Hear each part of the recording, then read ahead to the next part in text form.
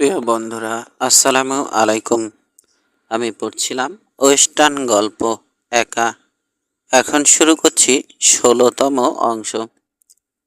প্রায় ১২টা শূন্য ও বিচ্ছিন্ন বগি পড়ে আছে একদিকে, অন্যদিকে ইঞ্জিনের সঙ্গে একটা ফ্রেইট কার জুড়ে দিতে ব্যস্ত কর্মচারীরা। বগিতে মালামাল বা পশু লোড করবার জন্য মাটির তৈরি একটা র্যাম্প রয়েছে। একেবারে সঠিক সময়ে পৌঁছেছে। ট্রেনম্যানের দিকে এগিয়ে যাওয়ার সময় ভাবল জেমি, যাত্রী নেওয়া যাবে? শুভেচ্ছা বিনিময়ের পর জানতে চাইল। আমার ঘোড়ার দুটোকে হিসাবে ধরলে যাত্রী অবশ্য ৩ জন। ঘাড় ফিরিয়ে ওকে দেখল লোকটা। স্মিথ হাসল। আমোদ পেয়েছে জেমির কথায়। $2 লাগবে ভাড়া। $3ই পাবে যদি লা জোনটার ওপাশে নামিয়ে দাও। ঘোড়া দুটোকে শূন্য বক্স কারে তুলল জেমি। ট্রেনম্যান সাহায্য করেছে ওকে। এক প্রান্তের রেলের সঙ্গে বেঁধে দিল লাগাম। বেরিয়ে এসে র্যাম্প আশেপাশে পড়ে থাকা ঘোড়ার সমস্ত ছাপ মুছে দিল। কৌতূহলী চোখে ওর কাজ দেখছিল ট্রেনম্যান। আইনের কাছ থেকে পালাচ্ছ নাকি? পালাচ্ছি, তবে আইনের কাছ থেকে নয়। সব কটা দাঁত বের করে নিঃশব্দে হাসলো লোকটা। তাহলে ওই বুটের ছাপগুলো মুছে ফেলো। রেল রোডের লোকজন অত উঁচু হিলের বুট পরে না। ইতোমধ্যে সব বগি আর কার জুড়ে দেয়া হয়েছে। ট্রেনে উঠে পড়ল জেমি। পতাকা তুলে সংকেত দিল ট্রেনম্যান এবং প্রায় সঙ্গে সঙ্গে দুলে উঠল ট্রেন। বক্স কারের দরজা টেনে দিল জেমি, যাতে অল্প কয়েক ইঞ্চি ফাঁক থাকে। ঘোড়া দুটোর উল্টো দিকে অন্য এক কোণে গিয়ে শোয়ার বন্দোবস্ত করল। কোট খুলে সেটাকে ভাঁজ করে বালিশ হিসাবে দিব্যি চালিয়ে নিল। ট্র্যাকের উপর ঝাঁকি খাচ্ছে ট্রেন, দুলছে, কিন্তু এগিয়ে চলছে স্লোথ গতিতে। কখনো কখনো গতি বাড়ছে। অনির্দিষ্ট সময় পরপর হুইসেল বাজছে, যেন সর্পিল এক দত্ত হুঙ্কার ছাড়ছে। শুয়ে থাকলেও একেবারে অলস সময় কাটাচ্ছে না জেমি, বরং মাঝে মধ্যে দরজার কাছে এসে বাইরে উকি দিচ্ছে। রাত নামলো এক সময়। ট্রেনের গতি বেড়ে গেছে। ঠান্ডা টের পাচ্ছে এখন। গুটিসুটি মেরে শুল জেমি। ঘোড়া দুটোর সঙ্গে অর্থহীন আলাপ করল কিছুক্ষণ, তারপর ঘুমিয়ে পড়ল। ভোরের কনকনে ঠান্ডায় ঘুম ভাঙল ওর। ট্রেন থেমে গেছে। চট করে দরজার কাছে চলে এলো জেমি। বাইরে বুটের খসখসে শব্দ শুনতে পেল এ সময়। ট্রেনম্যান উদয় হলো দরজায়। কফি চলবে নাকি জানতে চাইল সে। দারুণ হয় তাহলে। বগি ছেড়ে নিচে নামলো জেমি, তারপর ব্রেক প্যানের সঙ্গে হেঁটে ক্যাবজের দিকে চলে এলো। মনে পড়েছে, বলল লোকটা। নেলসনের গরু যে ট্রেনে করে গেল, সেই ট্রেনে তুমিও পুবে গিয়েছিলে না? এ লাইন ধরে বহু গরু শিপমেন্ট করেন নেলসন। খাবার গাড়িতে ঢুকলো ওরা। সাধারণ এক বগিতে রান্না ও পরিবেশনের বন্দোবস্ত করা হয়েছে। লম্বা টেবিলের দুপাশে 4 সারি আসন বসানো হয়েছে খদ্দেরদের বসানোর জন্য। এছাড়াও মহিলাদের জন্য বসবার আলাদা ব্যবস্থা রয়েছে। স্টোভে প্রকাণ্ড এক পাত্রে স্টু চড়ানো হয়েছে। কয়েকদিন আগে মোষের একটা বাছুর শিকার করেছিলাম আমরা, জানালো ব্রেকম্যান। কিছু মাংস রয়ে গিয়েছিল, ওটা দিয়ে স্টু তৈরি হচ্ছে। সবজিও দেয়া হয়েছে বোধহয়। আরে না, সবজি পাবো কোথায়? তবে সবজি না থাকলেও স্টুটা খারাপ হবে না। খেয়েই দেখো। লাইনের আশেপাশে অবশ্য ক্ষেত দেখতে পেলে জোগাড় করে নিই আমরা। আর ট্রেনে যদি সবজি চালান যায়, তাহলে তো কথাই নেই। পেঁয়াজ ও রসুন সবসময়ই পাওয়া যায়। একটু পর ব্রেকম্যানের কথার সত্যতা জানা গেল। চমৎকার হয়েছে স্টু। কফিও বেশ কড়া ও কালো। আগুন গরম। প্রথমে 1 কাপ খেলেও পরে ব্রেকম্যানের অনুরোধে আরও 1 কাপ খেলো জেমি। পিস্তলে বেশ চালু তোমার হাত, মন্তব্য করলো ব্রেকম্যান। যা দ্রুত গুলি করেছ। উপায় ছিল না, ওরা আমাকে মেরে ফেলতে চেয়েছিল। কারা ওরা? আত্মীয়, জানালো জেমি, তবে দুঃসম্পর্কের। একটু বেশি দূরেরই বোধ হয়। পিস্তলের সমাদর যেহেতু জুটছে আমার ভাগ্যে। লুজ জোনটার এপাশে জায়গাটা নেমে যাওয়ার জন্যে জুৎসই হবে। জানালো ব্রেকম্যান। লোডিং প্ল্যাটফর্ম ছাড়াও একটা ঢালু র্যাম্প আছে। মালামাল নামানোর জন্য এর চেয়ে সুবিধাজনক জায়গা খুব কমই আছে। নীরবে কেটে গেল কয়েক মিনিট। তারপর টেনম্যান লোকটা ওকে জিজ্ঞেস করলো, নেলসনকে কি অনেক দিন থেকে চেনো? না, তবে গরুর ব্যবসায় পার্টনার হয়েছে আমরা। একসঙ্গে রানচিংও করব বলে ঠিক করেছি। শুনেছি দুটোই খুব লাভজনক। এ ব্যাপারে প্রথম জেনেছিলাম জার্মান এক ব্যারনের কাছে। কলোরাডোয় রেসিং এর উপযুক্ত কিছু স্টক ছিল ওর। রেল রোডের চাকরিতে ঢুকবার আগে কয়েক মাস ওর খামারে কাজও করেছিলাম। লোকটার নাম ব্যারন ভন রিকটোফেন। 100 মাইলের মধ্যে সবচেয়ে সুদৃশ্য ও শক্তিশালী ঘোড়া ছিল ওর রাঞ্চে। কিন্তু সবসময় সে বলতো, কেউ যদি টাকা বানাতে যায় তাহলে গরুর রাঞ্চ করা উচিত। হুইসেল বেজে উঠল। আড়মোড়া দিয়ে নড়ে উঠল ট্রেন। যাত্রা শুরু করলো। স্লোত গতিতে এগোচ্ছে গন্তব্যের দিকে। ডাইনিং কারে বসে আড্ডা দিয়ে সময়টা পার করে দিল ওরা। লাজনটার দেখা পেতে বেশি দেরি নেই। পাহাড় চেয়ে শুরুতেই নেমে যাবে জেমি, তাই ঠিক করেছে ওরা। ট্রেন থামলে ঘোড়া দুটো নিয়ে নেমে যাবে ও। ট্রেন থামবার আগেই বক্স কারে চলে গেল জেমি। মালপত্র গুছিয়ে রোয়ানের পিঠে স্যাডল চাপালো। ব্রেকম্যান বলেছে মিনিট 10 লাগবে আর। অন্য ঘোড়ার লাগাম হাতে তৈরি থাকলো। গতি কমিয়ে থেমে গেল ট্রেন।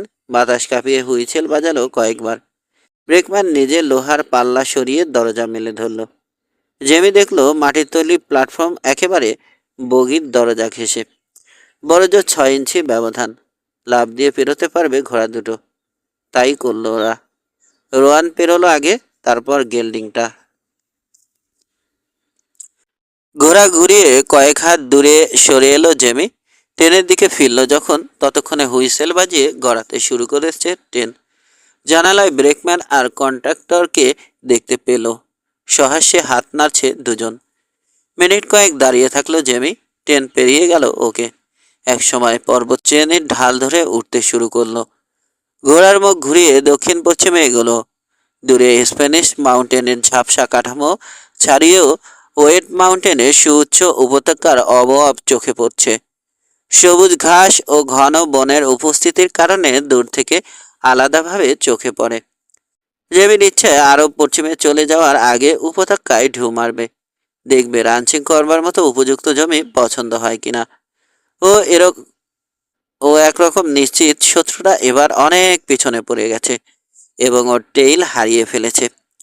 এখন যদি তালাশ করে তারা ডেনভার বা জর্জটাউনে খোঁজ করবে, কিংবা রিকো শহরে, যেখানে ক্রিস্টিনা রয়েছে। তবে সাবধানের মাইন নেই, তাই পিস্তল ও রাইফেলে কার্তুজ পরখ করল জেমি। নিশ্চিন্ত মনে ঘোড়া দাবড়ালো স্প্যানিশ মাউন্টেন বরাবর। আয়েশ করবার বা ঢিলেমি দেওয়ার উপায় নেই। চিবুকে দাগলা নীল চোখের সেই লোকটার কথা ভুলে যায়নি। ঠিক মনে আছে তার চাউনিও সাপের মতো নিষ্প্রাণ ও শীতল। আর গিলিন শেখের নিজেই মূর্তিমান বিভীষিকা।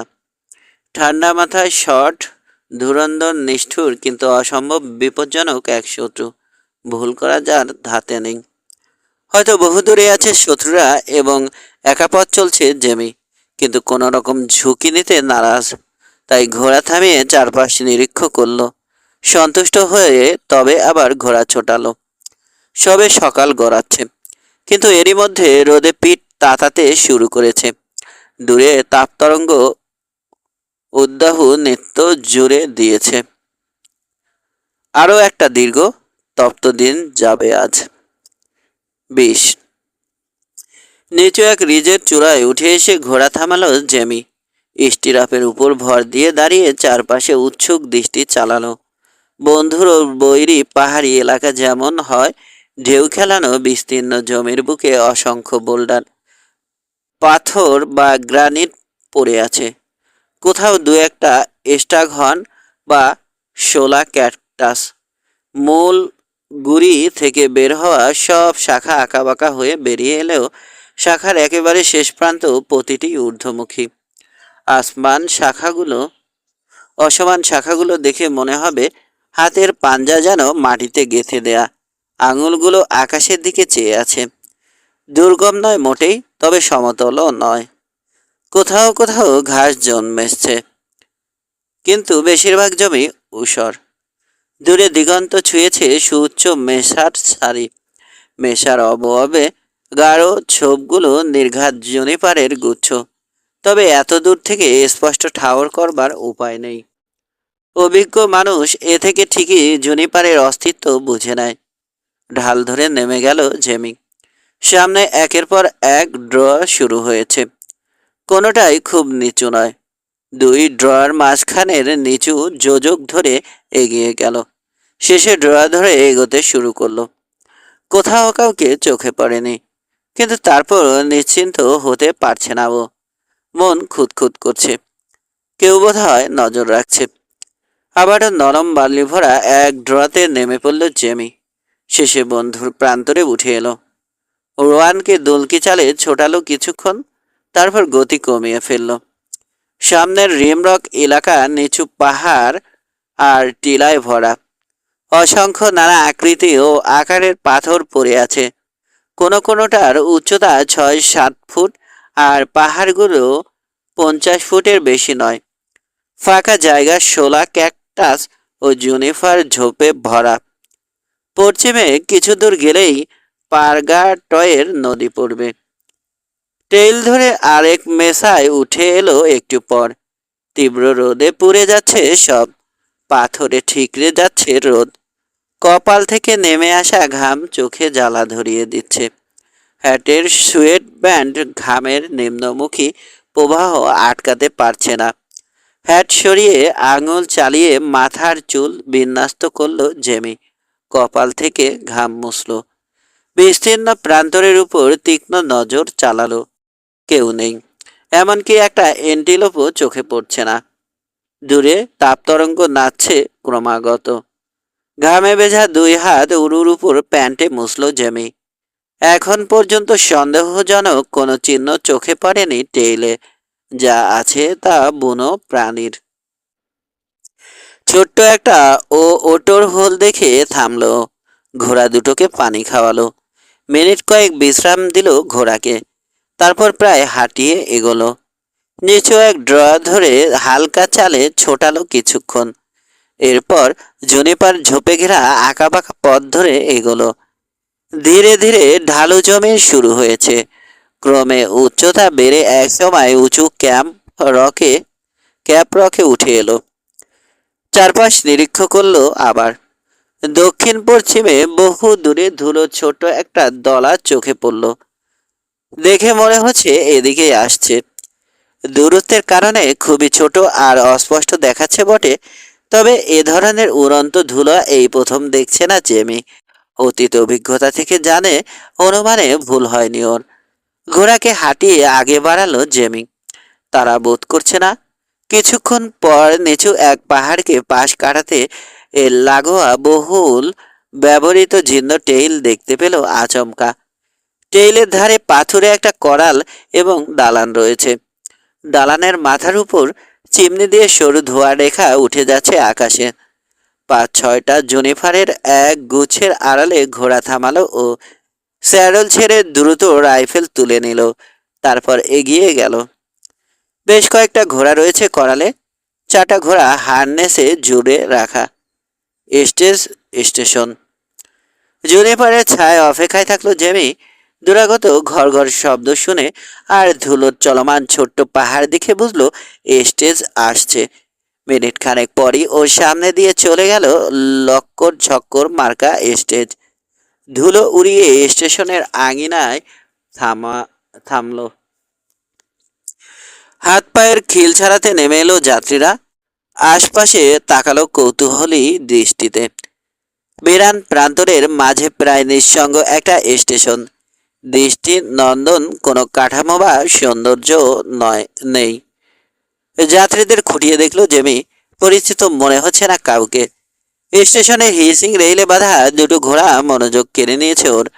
দুজন রাইডার ভিতরে আছে। এখন পর্যন্ত একেবারের জন্য পড়ছে বেরিয়ে আসেনি। এদিকে স্টেজের ঘোড়া বদল করা হয়েছে। অপেক্ষামান 4টা ঘোড়াকে জুড়ে দেওয়া হয়েছে হার্নেসের সঙ্গে। মিনিট 10 পর আবার যাত্রা করলো স্টেজ। একসময় দিগন্তের উপাসে হারিয়ে গেল।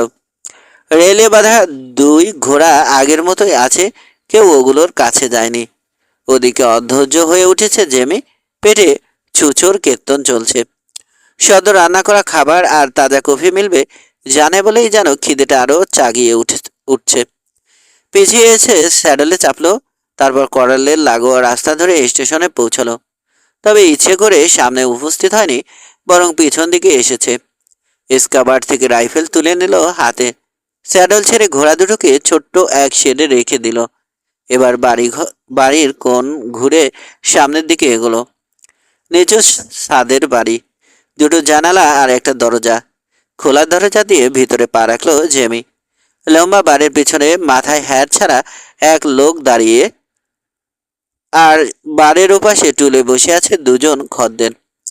মাথায় হ্যাট রয়েছে তাদের, হুস্কি গিলছে দুজনেই। একজন গাটা গোটা, পিপের মতো চওড়া বুকের ছাতি, থামের মতো প্রশস্ত উরু, পায়ে গোড়ালি ক্ষয়ে যাওয়া জীর্ণ বুট।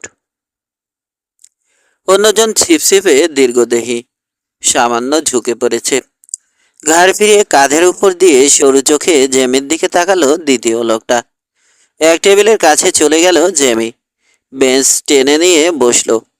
উইনচেস্টারটা বেঞ্চিতে পাশে রাখলো। হ্যাটহীন লোকটা উৎসুক দৃষ্টিতে তাকালো ওর দিকে। নিষ্প্রিয় কণ্ঠে জানতে চাইলো, কি দেব তোমাকে? কফি আর যা যা রান্না করেছ।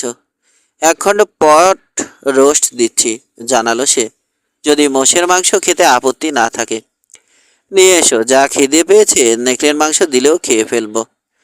দীর্ঘদেহী লোকটা ফিরল জেমির দিকে। ঝামেলার গন্ধ পেল, তাই অগ্রাহ্য করলো লম্বুকে। আমি একটা নেকড়ে, উস্কানির সুরে বলল লোকটা। দেখি তো আমার মাংস খেতে পারো কিনা। মনে মনে খিস্তি করলো জেমি। আর যাই হোক, এখন কোনো ঝামেলায় জড়িয়ে পড়তে চায় না, বিশেষ করে অর্ধমাতাল কারো সঙ্গে। শরীরে ক্লান্তি আর পেটে রাজ্যের খিদে স্বভাবতই অধৈর্য বোধ করছে। এ সময় কোনো ঝামেলাবাজের সঙ্গে বাতচিত করবার আগ্রহ নেই। গাটাগোটা লোকটা এ পর্যন্ত ফিরেও তাকায়নি ওর দিকে। চোখের কোণ দিয়ে দেখতে পেল জেমি এ মুহূর্তে গ্লাসে নতুন করে হুইস্কি ঢালছে। আমি একটা নেকড়ে, আবারও উস্কানির সুরে বলল লম্বু। গায়ে গোতরে মাংস আছে বেশ। পাত্তা দিল না জেমি, বরং বারকিপকে রান্নাঘর থেকে ট্রেতে খাবার নিয়ে আসতে দেখল। সামনে এসে ট্রেটা নামিয়ে রাখলো সে, বিড়বিড় করে বলল, সাবধান।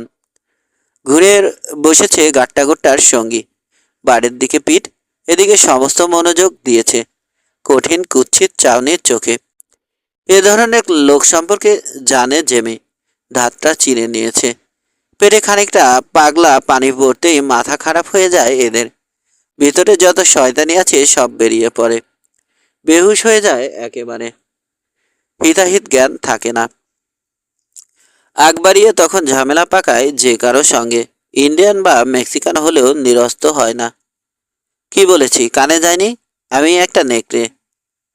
তাচ্ছিল্য ভরা কণ্ঠ লোকটার।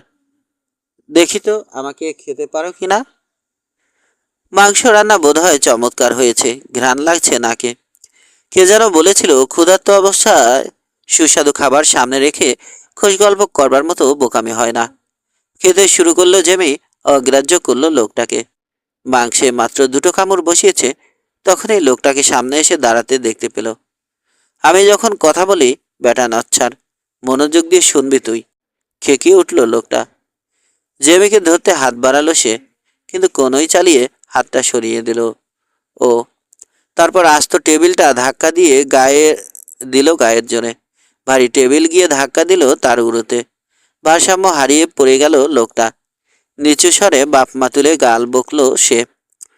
হ্যাসরে পাশরে উঠে দাঁড়ালো যখন, ততক্ষণে টেবিলের কিনারা ঘুরে সামনে চলে গেছে জেমি। বিরাশি চিৎকার ঘুষি হাঁকালো শখের বুলি বয়ের মুখে। ঘুষিটা দিয়েই সরে গেল। বারে বসে থাকা গাট্টাগুট্টা আর নিজের মাঝে ফেলে দিল লম্বুকে। লম্বুর সঙ্গে অবশ্য আগের মতোই এদিকে পিঠ দিয়ে বসে আছে। একই অবস্থান থেকে দুজনের উপরই দৃষ্টি রাখতে পারছে জেমি। লম্বু ওর চেয়ে 4 ইঞ্চি লম্বা, হাতের দৈর্ঘ্যও বেশি, কিন্তু মুখ চালাতে যত ওস্তাদি হোক, মারপিটে একেবারে কাঁচা। গায়ের জোরে ঘুষি মারতে চাইল জেমিকে, কিন্তু চট করে তার আস্তিন খামচে ধরে ঝটিকা টান দিল। ওক করে গুঙিয়ে উঠল লোকটা। সামনের দিকে ঝুঁকে পড়েছে টানের চোটে। এই সুযোগে লাথি হাঁকিয়ে আছাড় খাওয়ালো তাকে। দরাম করে শক্ত মেঝের উপর আছড়ে পড়ল সে। সেকেন্ড কয়েক ঠায় পড়ে থাকলো। বিস্ময়ে একেবারে বেকুব বনে গেছে। নেশার ঘোরও অনেকটাই কেটে গেছে। আমি তোমাকে খুন করব, নিষ্প্রিয় কণ্ঠে ঘোষণা করল লম্ব। তোমার কোনো কথাই বোধহয় গুরুত্ব দেয়া ঠিক হবে না, স্মিথ হেসে বলল জেমি। সবই বাগাড়ম্বর। কাউকে খুন করবার মতো হিম্মত তো এ পর্যন্ত দেখলাম না। 15 বছর বয়সী ছেলেরাও তোমার চেয়ে ঢের ভালো লড়তে পারে। লোকটার উপর থেকে দৃষ্টি না সরিয়ে স্টেশন এজেন্টকে জেমি জিজ্ঞেস করলো, এখানে কবরস্থান আছে না? আছে, তবে এ পর্যন্ত ইঞ্জিন ছাড়া কাউকে কবর দেয়া হয়নি। লম্বু তখন উঠে দাঁড়িয়েছে। নেশার ঘোর নেই আর এখন। মার খেয়ে হুস্কির প্রভাব চলে গেছে, তবে নাস্তানাবুদ হওয়ার অপমান গায়ে জ্বালা ধরিয়ে দিচ্ছে তার। অপেক্ষাকৃত দশাসই দেহ নিয়েও সুবিধা করতে পারেনি। বন্ধুর সামনে বেইজ্জত হয়ে গেছে। বুঝে গেছে হাতাহাতিতে পারবে না। সেক্ষেত্রে উপায় এখন একটাই, অস্ত্র। যদি মনে করো স্মরণীয় হয়ে থাকবে। লোকটা চোখে চোখ রেখে বলল জেমি। তাহলে পিস্তলে হাত দেওয়ার আগেই তোমার বন্ধু বা বারকিপকে নামটা জানিয়ে রাখো, নইলে কিন্তু ফলকহীন কবরেই চিরনিদ্রা নেবে। মনে করেছ ভয় পেয়েছি? তপ্তস্বরে জানতে চাইল লোকটা। তবে জেমি জানে নিশ্চিত জয়ের সম্ভাবনা না থাকলে লড়বে না এ লোক। না, ভয় পাওনি, বলল জেমি। তবে আশায় আছি শুভবুদ্ধির উদয় হবে তোমার মাথায়। ঠায় দাঁড়িয়ে থাকলো সে। পিছিয়ে টেবিলের উপাশে চলে এলো জেমি। ছেড়ে যাওয়া আসনে বসলো। কাঁটা চামচ তুলে নিল বাম হাতে। ডান হাত মুক্ত রেখেছে। চরম অসন্তোষ আর আক্রোশ নিয়ে ওর দিকে তাকিয়ে আছে সে। খুন করে ফেলতে চায়, কিন্তু সাহসে কুলাচ্ছে না। গোল্লায় যাও তুমি, চিবিয়ে চিবিয়ে বলল লোকটা। পিস্তলের বার থেকে মাত্র কয়েক ইঞ্চি দূরে উড়ের উপর পড়ে আছে জেমির ডান হাত। চাইলে সেকেন্ডের মধ্যে ড্র করতে পারে। বেঞ্চিতে রাখা রাইফেলটা লোকটার দিকে তাক করা। ওর হাত থেকে মাত্র 2 ইঞ্চি দূরে। আর ওয়েস্ট ব্যান্ডে গুজে রাখা কোল্টের দূরত্ব 3 ইঞ্চি হবে। যদিও জেমির ধারণা কোমরের কোলটা দেখতেই পায়নি লম্বু। গোল্লায় যাও তুমি, আবার গাল বকল সে। তারপর ঝট করে ঘুরে দাঁড়ালো বারের দিকে। চলো সর্টি, আমি চলে যাচ্ছি। বারে বসা লোকটা ফিরেও তাকালো না। তোমার ইচ্ছে হলে চলে যাও সিলিম, আমি আরো কিছুক্ষণ থাকবো এখানে। তুমি কি করবে? এবার ধীরে ধীরে ঘুরে বসলো সর্টি। এখনো আমরা একে অন্যকে ভালো করে চিনি না সিলিম, কিন্তু আমার মনে হয় ইতিমধ্যে যথেষ্ট হয়েছে। এখন যার যার পথে চলে যাওয়াই মঙ্গল। নিষ্পলক কিছুক্ষণ তাকিয়ে থাকলো চিলিম। বিশ্বাস করতে পারছে না সঙ্গীর কথা। শেষে ঝটিতি ঘুরে দাঁড়িয়ে বেরিয়ে গেল। পিছনে দরাম করে বন্ধ করে দিল দরজা। সেকেন্ড খানেক পিছন থেকে তাকে দেখলো শর্টি। তারপর ঘুরে বসে বাড়ির মুখোমুখি হলো। শর্টি, মিনিট খানেক পর ডাকলো জেমি। গায়ে ফিরিয়ে ওর দিকে তাকালো সে। তোমার খাওয়া কি শেষ হয়েছে? এই পট রোস্ট জিনিসটা কিন্তু খেতে দারুণ। যদিও এখানকারটা খাইনি, তবে এর আগে 2-1 বার চেখে দেখেছি। তাহলে বসে পড়ো, আহ্বান জানালো জেমি। বিল আমার। ড্রিঙ্কের গ্লাস হাতে এগিয়ে এলো শর্টি। উল্টো দিকে বসলো। বড়সড় মুখ তার, চওড়া গর্দান, চোখজোড়া অপেক্ষাকৃত ছোট ছোট, যেখানে পরিষ্কার চাহনি। মানুষটার ধাত অনুমান করা কঠিন হলো না। লড়াকু, মারপিটে দক্ষ এবং মোটেই চিলেমের মতো উড়নচণ্ডী বা হুজুগের নয়। চিলেমের সঙ্গে একই আউটফিটে কাজ করেছি, জানালো শর্টি। মজার ব্যাপার হচ্ছে একই সঙ্গে কাজ ছেড়ে দিয়েছি আমরা এবং সেই থেকে একসঙ্গে চলছিলাম। আজ এখানে তো কাল ওখানে। পেটে খানিকটা হুইস্কি পড়লে যে ওর মাথা বিগড়ে যায়, আজকের আগে এটা জানতামই না। সময় মতো সাবধান না হলে বা স্বভাব না বদলালে শিগগিরই কোনো একদিন খুন হয়ে যাবে ও, মন্তব্য করল জেমি। আর পার্টনার হিসেবে ওর পাশে দাঁড়াতাম আমি, এবং খুনও হয়ে যেতাম। কিন্তু মরতেই যদি হয়, এত তুচ্ছ কারণে কেন মরব? বিশেষ করে 2 পয়সার দাম নেই আর অযথা ঝামেলা খুঁজে বেড়ায় এমন একজনের জন্যে। প্রায় নীরবে খাওয়া সেরে নিল ওরা। মাঝে মধ্যে এটা সেটা বলছে শর্টি। পরপর 3 কাপ কফি পেটে চালান করে দিল জেমি। দূরে কোথাও যাচ্ছ? জানতে চাইল শর্টি। রান্স করা যাবে এমন জায়গা খুঁজবো রকি মাউন্টেনের পশ্চিম ঢালে। তবে আগে ওয়েট মাউন্টেন এলাকায় তালাশ করব। আমি সঙ্গে গেলে কিছু মনে করবে? মনে করব না সর্টি, তবে তোমার না আসাই ভালো হবে, বলল জেমি। একটা ঝামেলার মধ্যে আছি, কিছু লোক আমার পিছু নিয়েছে। এটা আমার ঝামেলা, তাই আমি তাই আমি সামাল দেব। একা চাই না আমার সঙ্গে থেকে উটকো বিপদে পড়ে যাও তুমি। যা, মনটাই খারাপ হয়ে গেল। আন্তরিক হতাশা প্রকাশ পেল শোরটির কণ্ঠে। তোমাকে দেখে মনে হয়েছিল সাচ্চা লোক, এর সঙ্গে চললেই মঙ্গল হবে। শোরটি, আমার নাম জেমি টেভলিয়ান। পশ্চিম ঢালে কলোরাডা কলোরাডো নদী এলাকার দিকে যাচ্ছি। রাঞ্চ করবার মতো জমির খোঁজ করব। দুই পার্টনার আছে আমার। একজন হচ্ছে স্কট নেলসন, অন্যজন ক্যানসাসের আইনজ্ঞ মার্ক হাইউই। রাঞ্চে তো লোক লাগবেই, ভালো কাউকে পেলে ছাড়তে চাই না। স্কট নেলসনের কথা শুনেছি, বলল শোরটি। আচ্ছা, স্কট কি টেইল ড্রাইভার এব নেলসনের আত্মীয়? সঠিক জানি না, তবে দুজন বোধহয় একই ধাঁচের লোক। যে লোকগুলোর সঙ্গে তোমার ঝামেলা হচ্ছে ওরা ধারে কাছে আছে। অনুমান করছি কাছেই আছে ওরা, যদিও নিশ্চিত জানি না। জঘন্য একটা ব্যাপার সত্যি, কিন্তু এটা একান্তই আমার ব্যক্তিগত লড়াই। একা আমাকে এর সমাধা করতে হবে। চাই না আমার কারণে ভালো একজন লোক মারা পড়ুক। কখনো যদি একসঙ্গে দুই বা তিনজন কালো পোশাক পরা দীর্ঘ সুঠামদেহী লোক চোখে পড়ে, ভুলেও ওদের কাছে ভিড়তে যেও না। এরা আদপে খুব বিপজ্জনক, নীচ এবং বেপরোয়া, দুঃসাহসীও বটে। দুনিয়ার যে কোনো লোকের মুখোমুখি দাঁড়াবে পিস্তল হাতে, কিন্তু মৌকা পেলে পিঠে গুলি বা অ্যাম্বুশ করতেও দ্বিধা করবে না। এরা এতই বেপরোয়া যে তোমার স্যুপের মধ্যেও বিষ মিশিয়ে দেবে। সুতরাং ওদের ধারে কাছে না যাওয়াই যে কারোর জন্যে স্বাস্থ্যকর। তবে তুমি যেহেতু কাজের লোক, রাঞ্চে তোমাকে চাই আমি।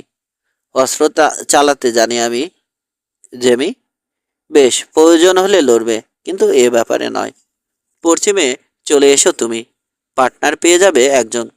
কিন্তু এটা সম্পূর্ণ আমার একার লড়াই। তাছাড়া লড়াইটা শেষ করতে মুখিয়ে আছি আমি। অনেক দিন ধরে ওরা পিছু ধাওয়া করছে, খুন করবার চেষ্টা চালিয়েছে কয়েক দফা।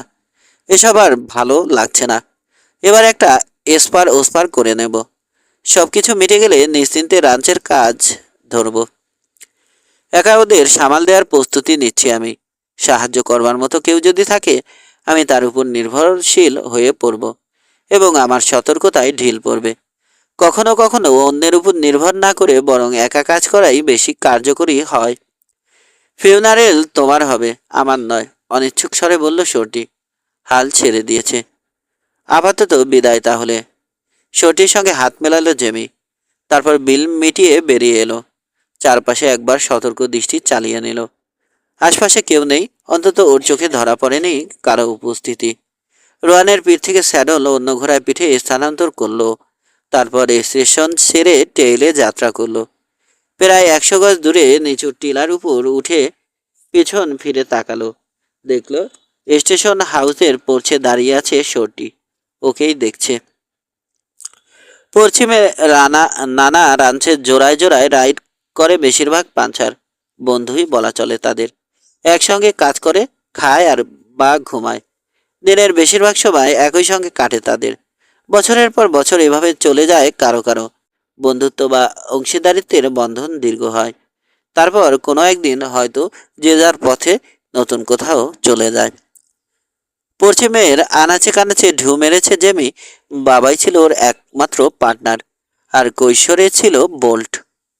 স্টেশন ত্যাগ করবার সময় দূরে যাওয়ার পরিকল্পনা ছিল না জেমির, কিন্তু একটু এগিয়ে মসৃণ ও সহজ টেইল পেয়ে এগোতে থাকলো। দক্ষিণে চলে গেছে। এলাকাটা একেবারে নতুন নয় ওর কাছে, আগেও দুবার এসেছিল। দুলকি চালে ছুটছে ওর ঘোড়া। কোথায় যাচ্ছে জানে, যেহেতু বহুদিন আগে বাবার সঙ্গে একবার লুকিয়েছিল প্রায় সপ্তাহ দুয়েক, এবং সবকিছু প্রায় স্পষ্ট মনে আছে। গোধূলি ঘনিয়ে গেছে। সন্ধ্যার আধার নামবে একটু পর। থেমে যখন ঘোড়ার পিঠ থেকে স্যাডল নামালো জেমি, ততক্ষণে দু একটা তারা আকাশে চেহারা দেখিয়ে ফেলেছে। ঘোড়া দুটোকে পিকেট করলো কাছাকাছি ঘাস আছে এমন এক জায়গায়। পানিও আছে এখানে।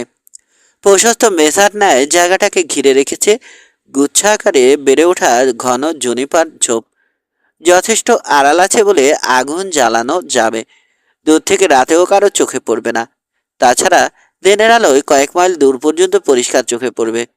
যেহেতু জায়গাটা আশপাশের এলাকা বা ফেরি থেকে প্রায় 1000 ফুট উঁচু, বিশেষ করে উত্তর দিকে অনেক দূর পর্যন্ত স্পষ্ট চোখে পড়বে।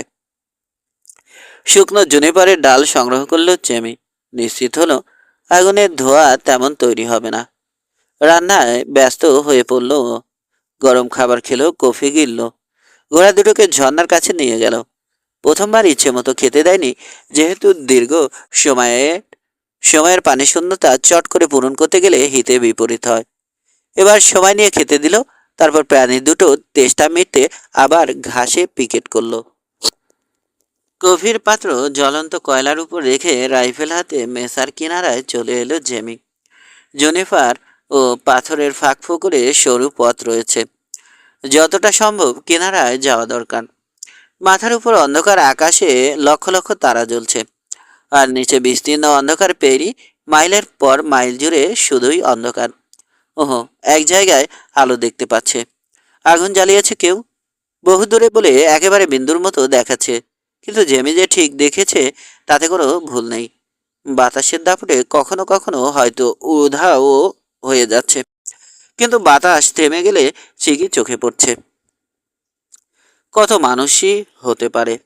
শেখের বা সেরেসিন ছাড়াও লোক আছে এখানে।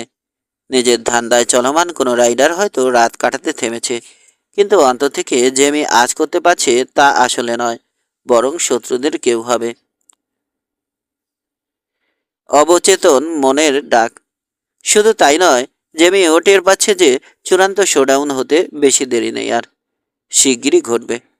দু একদিন পর নয়, বরং এখনই। খুব শিগগিরই, কয়েক ঘন্টার মধ্যে। আগুনের কাছে ফিরে এলো। সব অস্ত্র বের করে পরিষ্কার করলো একে একে। মেকানিজম পরখ করে রিলোড করলো। চোয়াল শক্ত হয়ে গেছে ওর। বীতচোদ্দ মনে জেদ চেপেছে। বেশ আসুক ওরা, একটা হিললে হয়ে যাক। এই ছোটাছুটি আর লুকোচুরি ভালো লাগছে না। অধৈর্য ও অধীর বোধ করছে জেমি। দাঁত ভাঙা জবাব দিতে হবে সেরেসিনদের। বেডরোল বিছিয়ে বিছানা তৈরি করলো ও। আগুন নিষ্প্রভ হয়ে এসেছে, তবে নিভে যাবে না শিগগিরই। নিচে যথেষ্ট জ্বলন্ত কয়লা রয়েছে। হাতের কাছে নাগালের মধ্যে কয়েকটা শুষ্ক ডাল এনে রাখলো জেমি।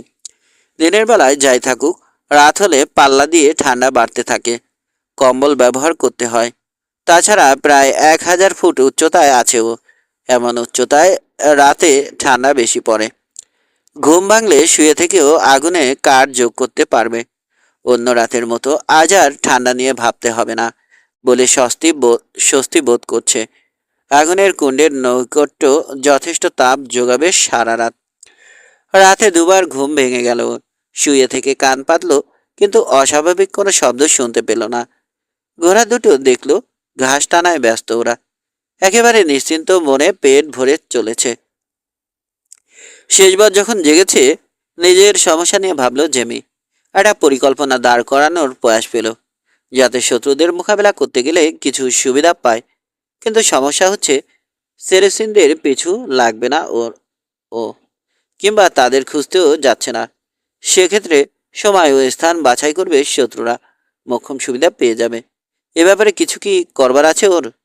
অনেক ভেবেও কিনারা করতে পারল না। কার্যকরী বা ফলপ্রসূ কোনো ধারণা এলো না মাথায়। অন্তত 3-4 জন বেপরোয়া, নিষ্ঠুর ও বিপজ্জনক লোকের মুখোমুখি হতে হবে ওকে।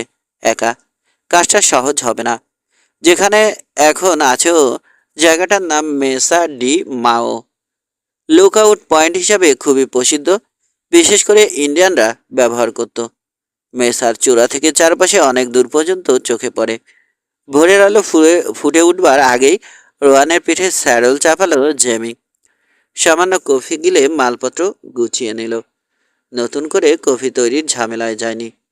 গত রাতে পান করবার পর পাত্রে যেটুকু অবশিষ্ট ছিল গরম করে পেটে চালান করে দিয়েছে। বারবার ওর টেইল হারিয়ে ফেললেও যেভাবে হোক ঠিক ওর পিছু লেগে আছে সেরেসিনরা। জেমির গন্তব্য সম্পর্কে মোটামুটি আজ করতে পেরেছে সবসময়।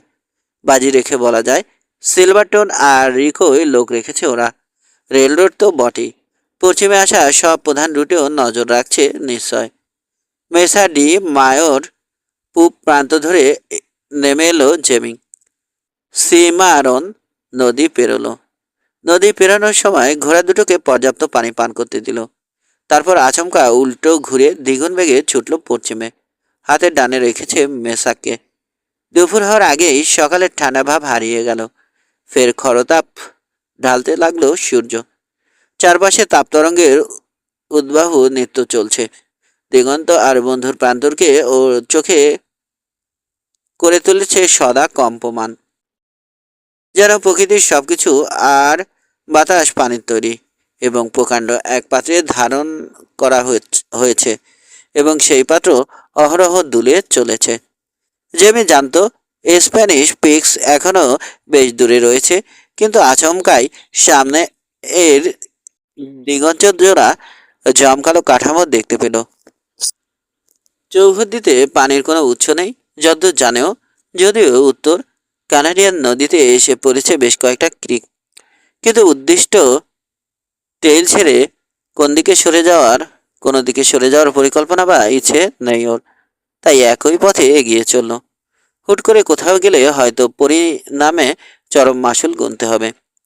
সামনে সিয়েরা গ্র্যান্ড ও ক্যাপুলিন মাউন্টেন।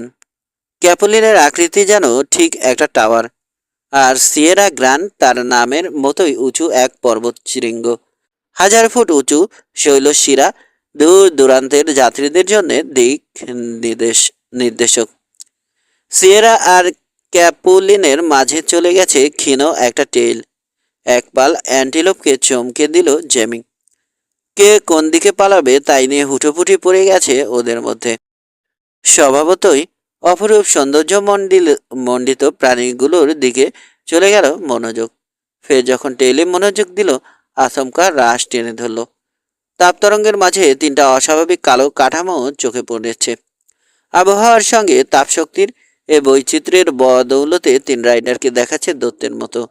অস্বাভাবিক লম্বা মানুষ যেন পরস্পরের পরস্পরের কাছ থেকে সামান্য ছড়িয়ে ওর দিকে এগিয়ে আসছে। ঘোড়াগুলো হাঁটছে। পালানোর পথ নেই, সম্ভব নয়। এখন একটাই উপায়, লড়াই করতে হবে। তবে তারপরও একটা সম্ভাবনা আছে, খুবই ক্ষীণ সম্ভাবনা। এ মুহূর্তে উইনচেস্টারের দিকে হাত বাড়ালে গুলি খেতে হবে। জেমি যেহেতু তাদের অস্পষ্ট দেখতে পাচ্ছে, নিশ্চয় ওকেও একই রকম দেখতে পাচ্ছে শত্রুরা। সেক্ষেত্রে উইনচেস্টার তুলে নেওয়ার চেয়ে বরং পিস্তল বের করা খুব কম বিপজ্জনক হবে। তাই করলো আলগোসে, কিন্তু ক্ষিপ্ততার সঙ্গে ওয়েস্ট ব্যান্ড থেকে একটা কোল্ট তুলে নিল হাতে। স্যাডলের পমেলের পাশাপাশি ধরে রাখলো আলতোভাবে। ঘোড়ার গতি কমায়নি, যেমন চলছিল একই গতিতে এগিয়ে চলল শত্রুদের দিকে। অন্য কেউ হওয়ার যে ক্ষীণ সম্ভাবনা ছিল তাও একটু পর দূর হয়ে গেল। ঠিকই অনুমান করেছে, কালো ফ্রক কোট পরা দীর্ঘদেহী মানুষগুলো ওর জাতশত্রু। অবচেতন মন থেকে টের পেয়েছিল এবং বাস্তবে তাই ঘটল এখন। আর ছোটাছুটি করতে হবে না। লুকোচুরি খেলার দিনও ফুরিয়ে গেছে। হৃৎপিণ্ডের গতি দ্রুততর হয়ে গেছে জেমির, কিন্তু শরীর টানটান, চাউ ইস্পাত দীর্ঘ। এখন যে কোনো অ্যাকশনের জন্য তৈরি।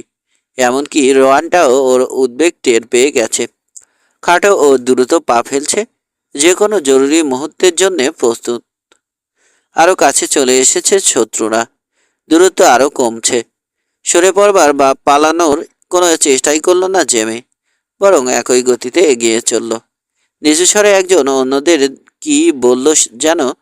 ঠোঁটের নড়াচড়া দেখে বুঝল জেমি। রাশ টানল সবাই। ঠিক এই মুহূর্তের জন্যই অপেক্ষা করছিল। প্রতিপক্ষ থামতে চাইছে, সামান্য হলেও ভরকে গেছে আচমকা ওকে সামনে উপস্থিত হতে দেখে। শত্রুরা যখন ঘোড়া থামাতে তৎপর হয়েছে, তখনই রোয়ানের স্পার দাবালো ও। এমনিতে স্পার ব্যবহার করে না বললেই চলে, এবং ঘোড়াটা আগে থেকে যে কোনো পরিস্থিতির জন্য তৈরি ছিল বলে ফলাফলটা হলো তাৎক্ষণিক ও কার্যকরী। শরীরে ঝাঁকি তুলে লাফ দিল রোয়ান একই সঙ্গে পিস্তল তুলল জেমি। দেখল মরিয়ার চেষ্টায় শত্রুদের একজন পিস্তলের দিকে হাত বাড়িয়েছে। বুঝে গেছে বেকায়দায় পড়ে গেছে। জেমি বাড়তি সুবিধা পাচ্ছে। পর মুহূর্তে শত্রুদের উপর চড়াও হলো, বলা চলে একেবারে গায়ের উপর হামলে পড়ল। তার আগে একবার টিগার টানবার সুযোগ পেল এবং পর মুহূর্তে 3 শত্রুর তৈরি সীমারেখা পেরিয়ে গেল জেমি।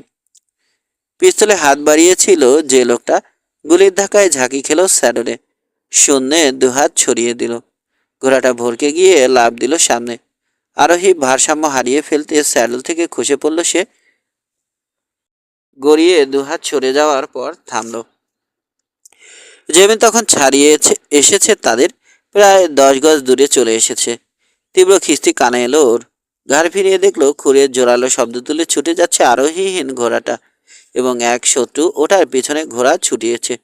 অন্যজন ঘোড়া ঘুরিয়ে নিচ্ছে। জেমিকে এক হাত দেখে নেবে বলে পিস্তল হোল্ডার মুক্ত করেছে প্রায়। লোকটা গুলি করতে সক্ষম হওয়ার আগেই অন্তত 20 গজ সরে এলো জেমি। রোয়ানটা প্রায় উড়ে চলছে বলা চলে। সামনে টেলের এ অংশ নিচু হয়ে গেছে। কানের পাশ দিয়ে বিচিত্র শব্দ তুলে চলে গেল তপ্ত সীসা এবং পরপরই গুলির শব্দ শুনতে পেল। আর দেরি করা সমীচীন হবে না। ঝটিতে ঘোড়া ঘুরিয়ে নিচু গর্ত মতো জায়গাটায় নেমে এলো জেমি। রোয়ানের সঙ্গে তাল মিলিয়ে পাশাপাশি ছুটছে গেল্লিংটা। পিছনে এবং পাশে ছুটন্ত ঘোড়ার খুরের শব্দ শুনতে পেল। মাটি কাঁপিয়ে ছুটছে ঘোড়াটা। জেমি আঁচ করলো ওকে আটকাতে গতি বাড়িয়ে এগিয়ে যাচ্ছে এক শত্রু। সামনে কোথাও গিয়ে ওর অপেক্ষায় থাকবে বা নাগালে পাওয়া মাত্র হামলা চালাবে। আবার ইস্পাত দাবালো। এবার উল্কা বেগে ছুটল রোয়ান সর্বোচ্চ গতিতে। হঠাৎ অ্যারোর অ্যারোর গভীরতা কমতে শুরু করলো। সেকেন্ড 20 বাদে অ্যারো আর ঢাল ধরে প্রায় সমান জমিতে উঠে এলো জেমি। ঠিক পাশে ওর সমান্তরালে ছুটে আসছে শত্রু। খুরের শব্দে বুঝতে পারছে। হঠাৎ সামনে হাতের বামে লাভাভূমি চোখে পড়ল। ভরকে গেল জেমি। লাভা মিশ্রিত জমি পাড়ি দিতে চাওয়া খতরনাক হয়ে যেতে পারে, যেহেতু চোখা ও ধারালো অসংখ্য চাঙর পড়ে আছে জায়গাটায়। কয়েকশো ফুট যাওয়ার আগে নির্ঘাত পা কেটে যাবে ঘোড়া দুটোর। সেফ আত্মহত্যার সামিল হবে ব্যাপারটা। অথচ ডানে ছুটে আসা শত্রু ওর পথে প্রতিবন্ধক হয়ে দাঁড়াবে। মনে আশা নিয়ে ভাবল জেমি, যদি না লাভার জমির মাঝ দিয়ে কোনো পথ থেকে থাকে। লম্বা লম্বা লাফে ছুটে চলেছে ঘোড়া দুটো। রোয়ান ও গেল্ডিং যেন প্রতিদ্বন্দ্বিতায় নেমেছে, কে কার আগে যেতে পারে। আচমকা লাভার জমির ফাঁকে একটা পরিষ্কার পথ দেখতে পেল জেমি। দেখা মাত্র সেদিকে ঘোড়া ছোটালো। আশা করছে হয়তো কানা হবে না সেটা। মাত্রই মোড় ঘুরেছে তখনই কাঁধে তীব্র ধাক্কা অনুভব করলো। পরপরই ব্যথা চোট বয়ে গেল পুরো হাতে। পিস্তল ধরা হাত ওটা। ধাক্কা চোটে হাত থেকে খসে পড়ছিল কোল্ট। কিভাবে যেন শেষ মুহূর্তে সামলে নিল। কোনো মতে ধরে রাখতে পারলো প্রিয় কোলটা। ঝটিতে ওয়েস্ট ব্যান্ডে গুজে রাখলো। পাল্টা গুলি করবার সময় নেই এখন। আগে পিঠ বাঁচাতে হবে। ওকে আটকাতে আসা সেরেসিন পিছন থেকে গুলি করে বসেছে। হারামি কাপুরুষ। লাভার ফাঁক চিরে চলে যাওয়া পথের তীক্ষ্ণ বাঘ দেখতে পেল জেমি। মনের দুশ্চিন্তা থাকলেও গ্রাহ্য করল না, বরং নির্দ্বিধায় ঘোড়া সেদিকে ধাবিত করল। যা হওয়ার হবে। যদি সত্যি পথটা বন্ধ হয়, প্রাণপণ লড়াই করবে। আসুক ওরা। হঠাৎ টের পেল কোনো এক ফাঁকে গেল্ডিংয়ের লাগাম হাত থেকে ছুটে গেছে এবং এ মুহূর্তে নিজের মর্জি মতো এগিয়ে চলেছে ঘোড়াটা। ওটাকে খুঁজবার বা নিজের কর্তৃত্বে ফিরিয়ে আনবার সময় বা ফুরসত কোনোটাই নেই, বরং নিজেকে নিয়ে ভাবা উচিত ওর। সামনে উঁচু লাভা চাঙর বা আরও পিছনে পাহাড়ের কাঠামো কাঁপছে। অদ্ভুত এক অবসাদ বোধ করছে শরীরে। হালকা মনে হচ্ছে দেহ। টের পেল হাত থেকে রোয়ানের লাগাম ছুটে গেছে। অজ্ঞাতা মরিয়ার চেষ্টায় দু হাতের স্যাডল হর্ন খামচে ধরল। গায়ের জোরে ধরে রাখলো। সামান্য এ কাজটাও ঠিকমতো করতে পারছে না। শরীরের সব শক্তি যেন কোথায় চলে গেল।